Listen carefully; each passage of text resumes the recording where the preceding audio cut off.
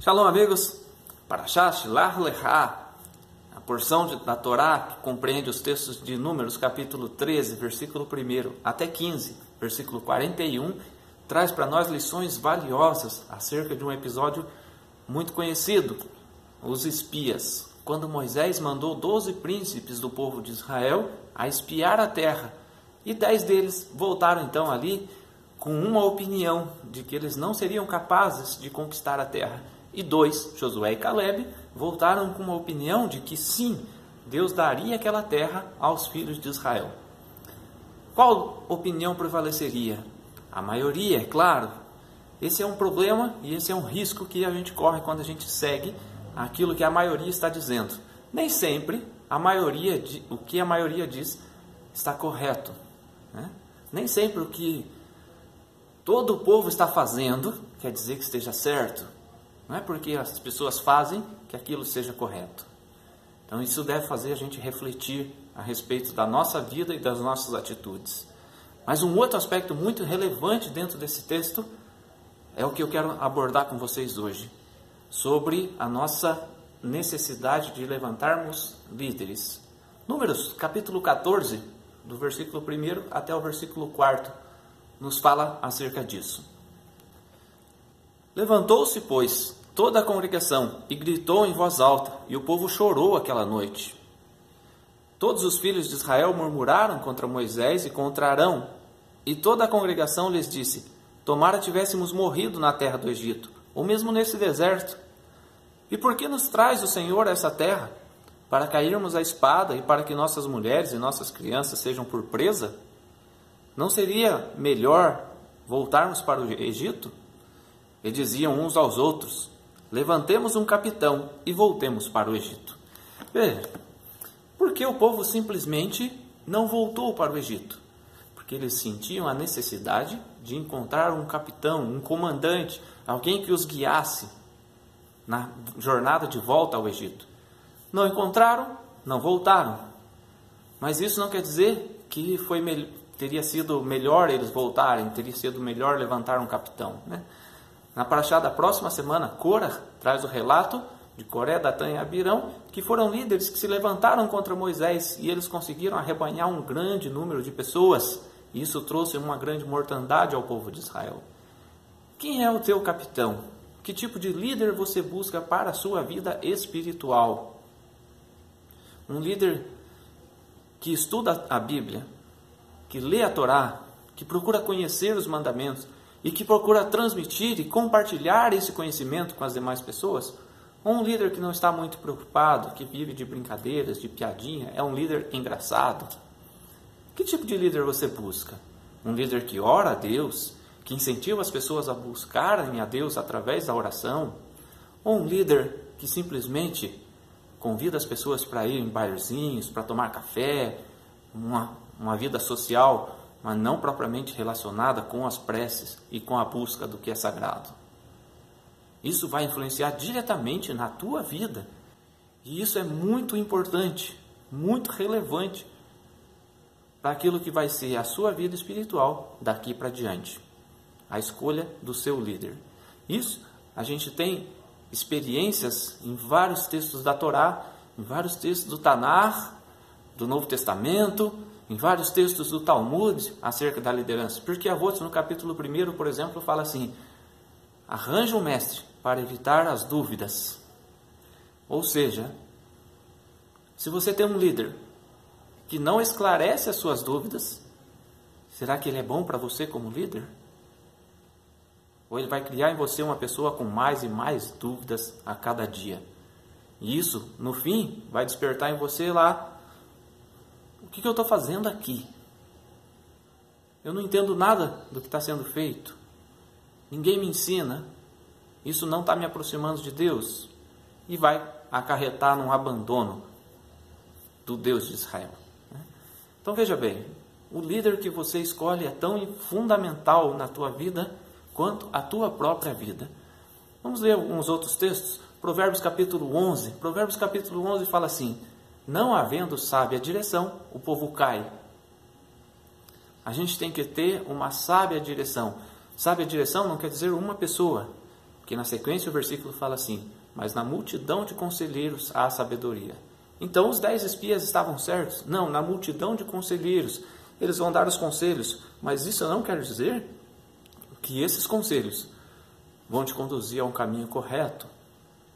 Quer dizer que a multidão de conselheiros, quando mais pessoas podem emitir um parecer a respeito de determinado assunto com conhecimento, isso é fundamental.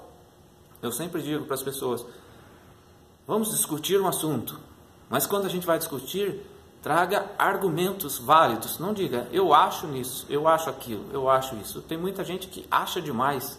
A gente tem que apresentar argumentos sólidos daquilo que nós cremos. Tá? Isso faz toda a diferença na hora de você escolher quem vai ser o teu líder. Yeshua fala na Brit Hadashah, vamos ler um texto acerca daquilo que o nosso mestre Yeshua dizia. Em Mateus capítulo 15, Yeshua falava acerca dos líderes de seu tempo, que estavam mais preocupados com tradição do que com os mandamentos da Torá. E daí, no versículo 14, ele fala assim: deixai-os, são cegos, guias de cegos. Ora, se um cego guiar outro cego, cairão ambos no barranco. Claro, né? É um texto claro, evidente, e a gente precisa tomar essa certeza para a nossa vida. Quem te conduz é um guia cego ou é um guia que tem conhecimento? Quem te conduz é um guia que guarda tudo para si, que quer tudo para si, ou é um guia que compartilha, que ouve as opiniões dos outros?